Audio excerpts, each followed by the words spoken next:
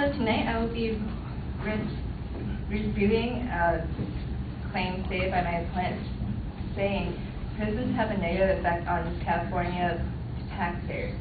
The secondary claim that my opponent provided is 1. Taking a tenth of taxpayer money spent towards prison has a negative effect towards middle and lower class citizens.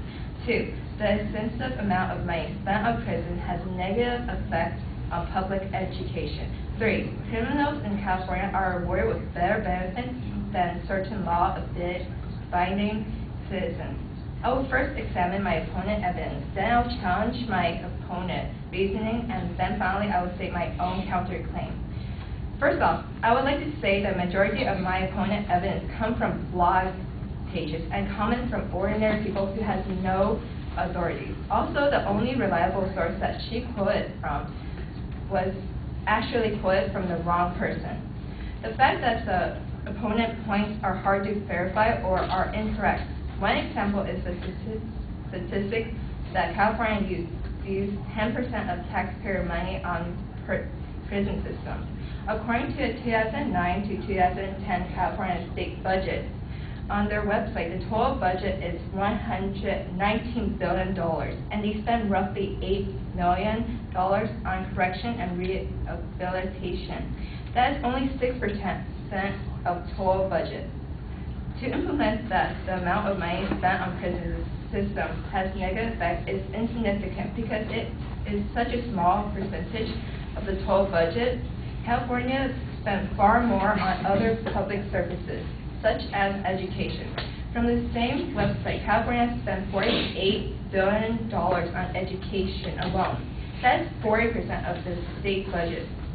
For my opponent to say that the extensive amount of money spent on prison has a negative effect on public education is quite a stretch.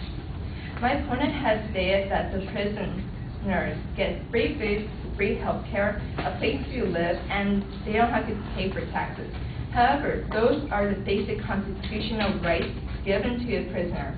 We as a nation can't throw people in jail and throw in scraps of bread and water to watch these human beings fight like rats to survive.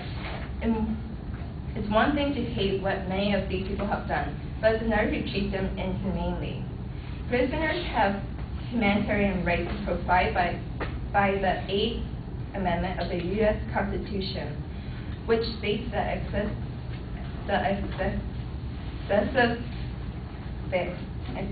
bail shall not be required, nor excessive fine imposed, nor cruel and unusual punishment inflicted.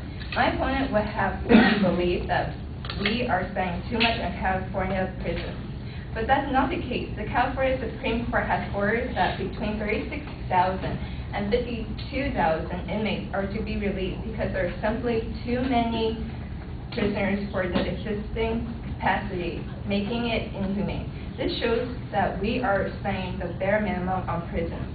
Prisoners don't pay taxes, but they do work to earn their keep and help the people who pay taxes. An article by a University of California Santa Cruz professor, Julia Brown, through these industries, the inmates have produced all the work that supports the prison system, such as making the clothes, washing the clothes, and building the cell equipment, day room furniture, lockers, and mass hall tables. Prisoners have made shoes, bedding, clothing, detergent, stationery products, license plates, and furniture for all sales agencies. These are only a small portion of the jobs that prisoners perform while in prison. In conclusion, prisons have a positive effect on California taxpayers for 3 reasons. 1, we are already paying bare minimum to maintain the right of prisoners, which has little effect on other benefits provided by the state. 2, prisoners work at jobs that is productive to society. And 3, if we spend less on prisons, we will have to release more prisoners, and there will be more criminals roaming the streets.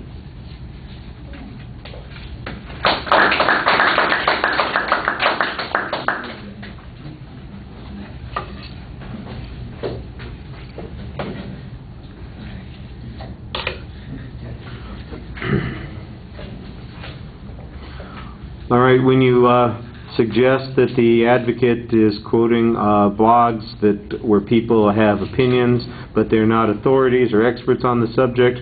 That's a reasonable challenge, but you need to show that it's true. Give us the examples from the advocate's own argument. I thought you had a good challenge on the general idea about how much is being spent. You minimize the total amount of prison spending in the context of the whole budget. You contrast it to the education budget, and I thought that does a nice job kind of answering that whole issue about where our priorities actually are. All of that, by the way, is basically a value argument that says that we are, emphasizing this too much. One of the things that you get to right at the very end is the notion that the reason that we're spending this money is for protection. So that's a counter value that you could use in contrasting that position. When we're talking about value arguments in the policy discussions, that would be something that would be perfectly reasonable to use. I think your position is, you use it minimally, which is about the appropriate way to do for a kind of claim of fact that we've got going here. You do, however, have to confront the one value issue that the advocate is very direct about, this notion that, they're getting 3 squares and they're being treated, all fairly and so on and so forth. And I think you give the reasonable response here. Look, we've got minimum criteria that we have to give them. This is not a culture, like I said, that's going to, throw them in, throw the scraps of bread, and let the strong survive. That's the way it works. I thought that there was a little inconsistency about what the advocate's position was in the first place, and I think that your point here tries to clarify that a little bit. The example of the court ruling about the prisoners having to be released also illustrates why it is that we need to spend the money on the prisons, and I think the crime issue comes up right at the very end, and I think you could have gotten a little bit more out of that, but that you had a very good summary of what your arguments were for that particular point.